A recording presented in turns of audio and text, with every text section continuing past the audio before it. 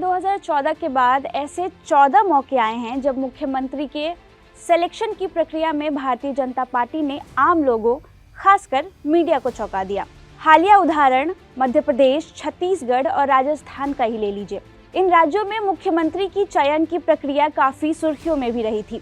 तीनों ही राज्यों में बीजेपी हाईकमान ने मुख्यमंत्री चुनने में 15 दिन से ज्यादा का समय लगा दिया। आखिर में पर्ची सिस्टम से इन राज्यों में मुख्यमंत्री का चयन किया गया।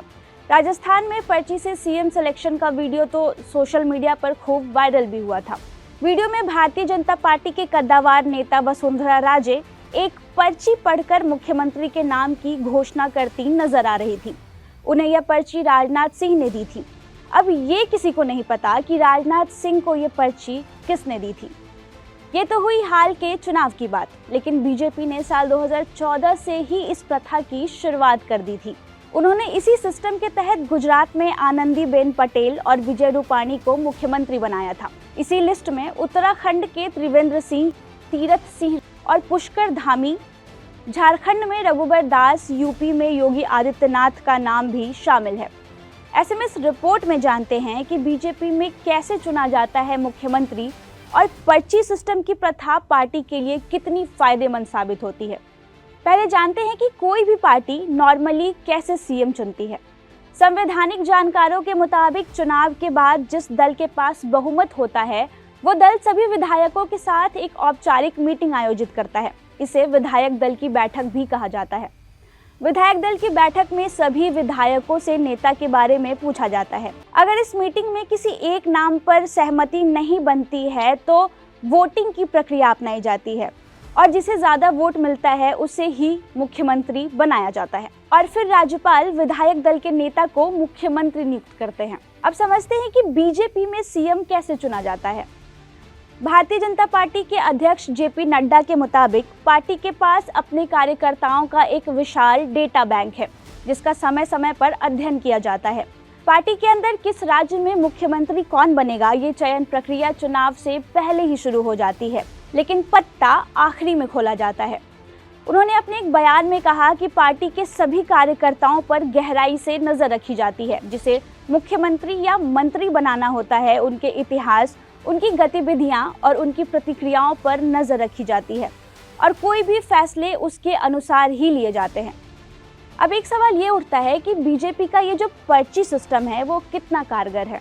पार्टी में अब तक पर्ची सिस्टम से 14 सीएम आए, जिसमें 8 मुख्यमंत्री की कुर्सी पर काबिज नहीं रह पाए। बीजेपी ने साल 2014 के बाद गुजरात में आनंदीबेन पटेल को मुख्यमंत्री बनाया था। पटेल केवल 2 साल तक इस कुर्सी पर रह पाई। उनके बाद विजय रूपाणी को सीएम बनाया गया। विजय रूपाणी भी 5 साल मुख्यमंत्री रहे, लेकिन गुजरात चुनाव 2021 से पहले उन्हें पद से हटा दिया गया। साल 2014 में ही भारतीय जनता पार्टी को झारखंड की सत्ता मिली। यहाँ पार्टी ने नए चेहरे रघुबर दास को मुख्यमंत्री बनाया। उस वक्त अर्जुन मुंडा, सरयू राय जैसे नेता सीएम पद की रेस में शामिल थे। रघुबर दास भी 5 साल का कार्यकाल पूरा करने में सफल रहे, लेकिन साल 2019 में पार्टी को दोबारा सत्ता नहीं दिलवा पाए। दास खुद भी जमशेदपुर सीट से विधायकी का चुनाव हार गए। कुछ दिन संगठन में रहने के बाद दास अब ओडिशा के राज्यपाल बनाए गए हैं। साल 2014 में बीजेपी को महाराष्ट्र की सत्ता भी मिली। पार्टी ने यहाँ नितिन गडकरी, विनोद तावड़े जैसे दिग्गज नेताओं पर देवेंद्र फडणवीस को तवज्जो दी। फडणवीस साल 2014 से लेकर 2019 तक शासन करने में सफल रहे, लेकिन साल 2019 में अकेले दम पर पार्टी को बहुमत नहीं दिला पाए।